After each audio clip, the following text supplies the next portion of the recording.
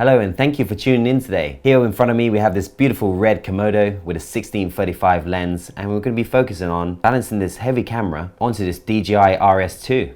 Leon Phillips here with you today, keeping it snappy and simple. Let's dive right into it. Every mass on planet Earth has a center of gravity. With that logic in mind, make sure the camera is completely configured before we attempt to balance it, which means making sure that the lens cap is off, making sure your memory card is in, and also the large battery that goes on the Komodo RED, because anything else that's added to the camera will obviously throw off the center of gravity on the camera. Balancing the camera onto the gimbal can be broken down into 4 easy steps. First thing I'm going to go into is obviously unlocking it, taking off the base plate, and I'm going to hook it up to the RED Komodo. Okay, so once that's tightened up and obviously straight, and just tuck that. Obviously making sure that's unlocked. And once you pushed it all the way, just obviously make sure that's locked and it's tight.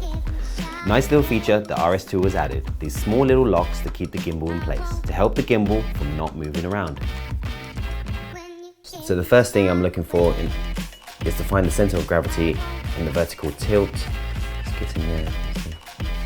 There we are, and then just tighten up the bolt. This is the first step of finding the balance on the vertical tilt. Step number 2, balancing the depth for the tilt axis. Move the knob either forward or backwards, so you can roll it.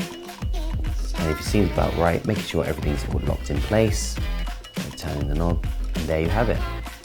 Step number 3 is balancing the roll axis. First of all, just making sure that you unlock from underneath the gimbal. You probably might miss this small lock. Yeah, and you can see it's already set loose, and then while still holding, slowly move it either forward or back, gradually find that balance, and there we have it. And then making sure that you lock it in place. Step number 4 is releasing the pan axis by releasing the lock button. As you can see, it's all balanced out, but if it isn't, if it's slightly tilting to the left or the right, just go back to the first bit. Moment of truth, switch on your gimbal.